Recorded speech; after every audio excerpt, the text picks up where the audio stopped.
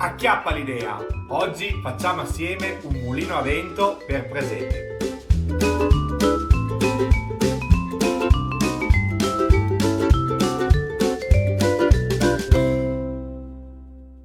Bentornati amici ed amiche in questo primo video che registro in studio nel 2022. Come vedete lo studio è leggermente rinnovato perché ho messo questo striscione qua dietro e ho smontato i due pannelli che avevo qua. Spero che vi piaccia, a me piaceva cambiare un po' la grafica del mio piccolo studio che in realtà è la taverna di casa. Detto ciò, ci siamo presi questo mese di pausa in gennaio nel quale sono andato a visitare qualche presepe.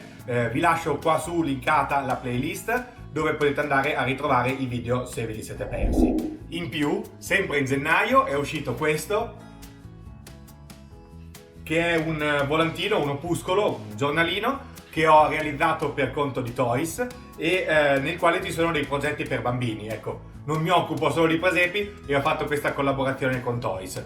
Se siete curiosi di saperne di più potete andare sui social di Toys e vedere lì di cosa si tratta.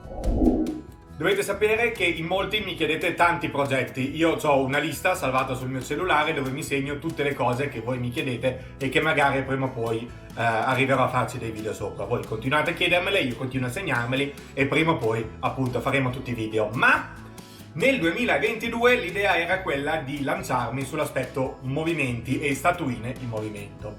Quindi innanzitutto mi sono procurato dei motorini per fare i movimenti. Eccone qua una bella scorta. Allora, sono vari, si trovano sui siti specializzati per oggettistica per presepi e si distinguono, se ho capito bene, in due aspetti. Un aspetto è il diametro del perno, questo per esempio è da 7 mm e questo è da 4, sono le due misure che si trovano, e l'altro sono le rotazioni al minuto, cioè questo è da 10 e questo è da 5 per esempio. Poi c'è anche da 16, da 20, in sostanza ce n'è un po' a tutte le velocità e a seconda del tipo di movimento che si vuole fare si ha bisogno di un motorino che vada più o meno veloce. Allora, vi faccio vedere il primo movimento che ho già realizzato ma del quale non avrete tutorial perché era proprio la primissima prova. Eccolo qui, è un omarino con una macina che gira e ho realizzato tutto, anche la faccia e le mani. In realtà poi una mano l'ho montata al contrario. Adesso ve lo faccio vedere qualche secondo attaccato alla corrente.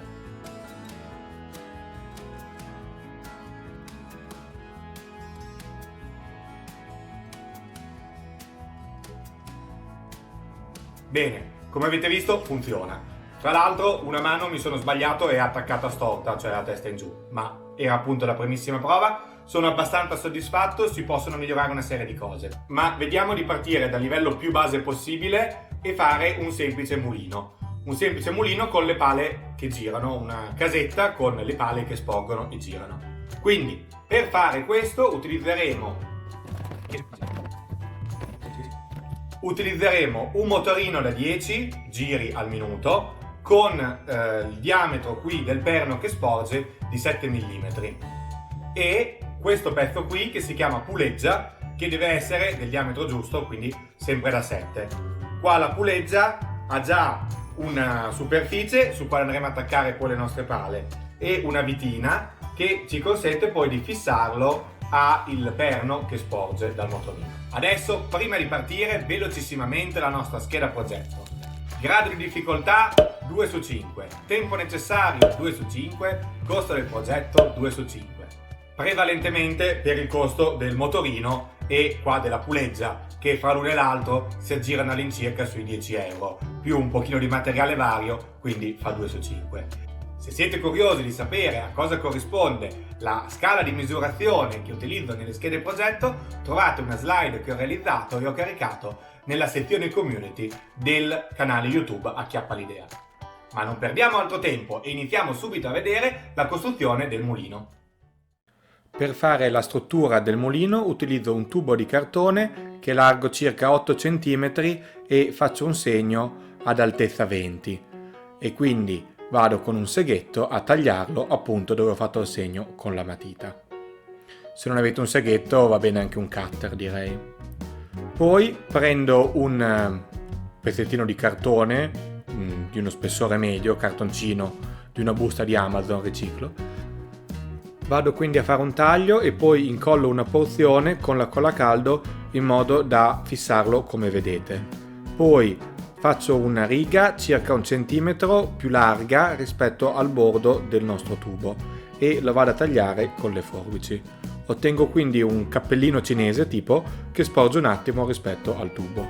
Ora sto realizzando dei piccoli trapezi in quantità appunto circa di un paio di centimetri, 1,5 centimetri circa di lato, e li vado a fissare appunto come se sembrassero delle tegole tutto intorno al nostro tetto.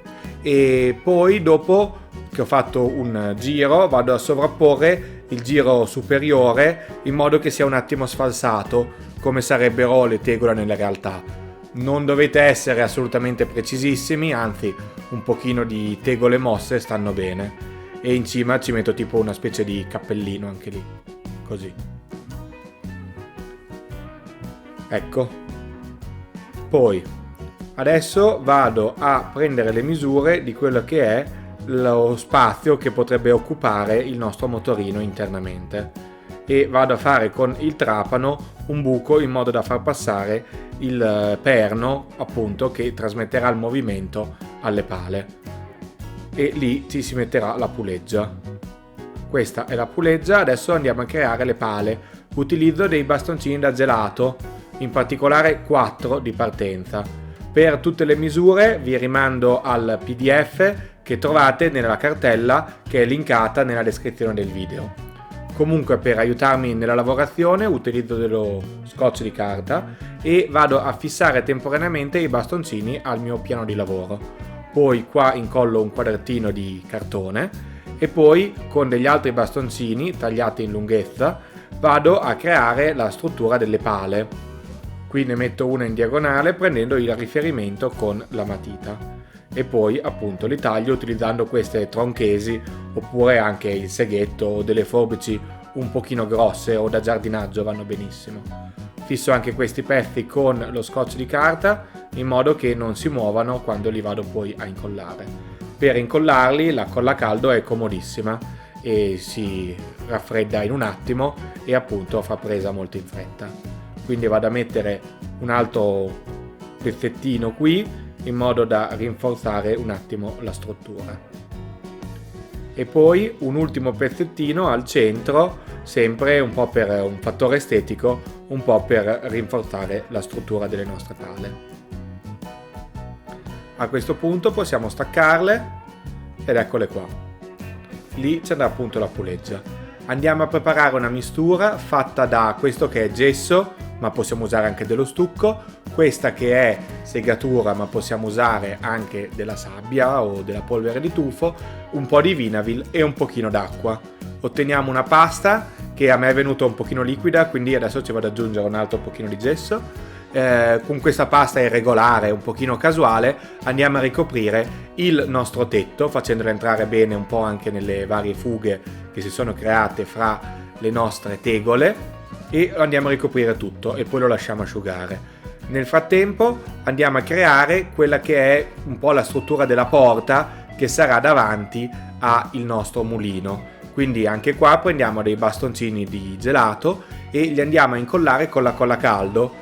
Le dimensioni appunto le trovate anche queste sotto nel PDF linkato nella cartella, e incolliamo anche queste con la colla a caldo. Non è indispensabile che sia precisissima questa porta, è più un effetto scenico, tanto poi il mulino sarà in lontananza rispetto al presepe, quindi qua vado a incollare un pochino di pezzettini appunto per aumentare l'irregolarità del tutto. E poi anche qua vado a distribuire la pasta che abbiamo fatto prima un pochino su tutta la nostra struttura, senza andare però sulle parti che sono appunto di legno, perché quelle lì le coloreremo diversamente. Mentre si asciuga quello andiamo a passare con dell'acrilico marrone, ma va bene anche delle tempere, la struttura delle nostre pale, del mulino, e quindi con un acrilico leggermente diluito andiamo a passare appunto tutto il nostro mulino e poi lo lasciamo asciugare. Nel frattempo passiamo la struttura della porta, anche questa con dell'acrilico marrone, senza andare a sporcare la parte intonacata.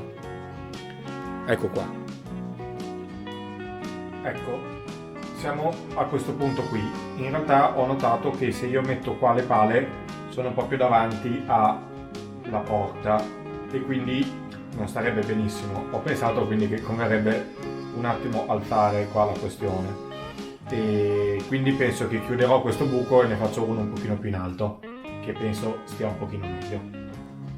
Vado quindi a bucare più in alto il nostro mulino e chiudo con un pezzettino di scotch di carta il buco di sotto e poi ripreparo velocissimamente un'altra pasta, sempre con un po' di colla vinilica, un po' di gesso, un altro pochino di colla vinilica e un pochino di acqua e di segatura e ricreo una pasta. Il pennello è rimasto un po' sporco di marrone e come vedete mi ha tinto un attimo il gesso che sono andato a mettere in questa seconda andata, però non è un problema. Si è asciugata la pala del mulino e quindi adesso andiamo a pennello asciutto con una tinta giallognola biancastra, un bianco sporco, a fare qualche effetto che fa sembrare la pala appunto un po' rovinata, un pochino antica.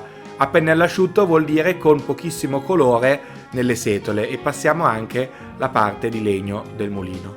A questo punto prendiamo della stoffa chiara, io ho scelto, questo qui è un residuo di stoffa, anche questa color panna, e vado a creare delle specie di triangoli da attaccare dietro alle pale del mulino, sempre con la colla a caldo. Ne faccio 4 perché ho realizzato 4 pale. Ed ecco qui, attacchiamo anche l'ultima.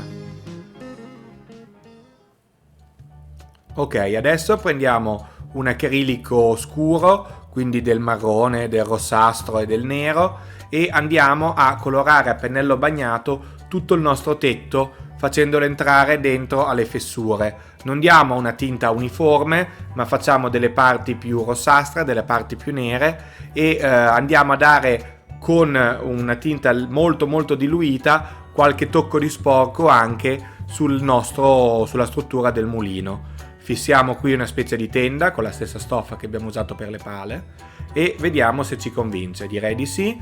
Quindi adesso si è asciugato, a pennello asciutto una leggera passata anche al tetto del nostro mulino con una tinta color panna.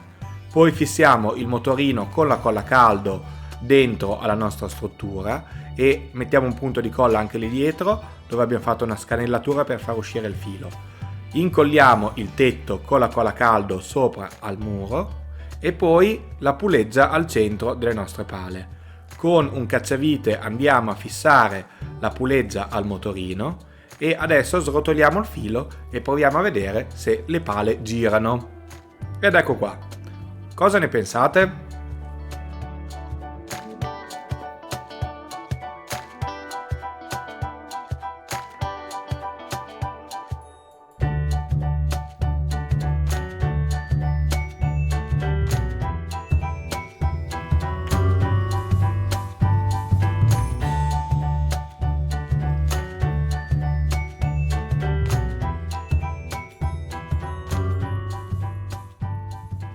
E questo qui è l'oggetto finito che avete appena visto.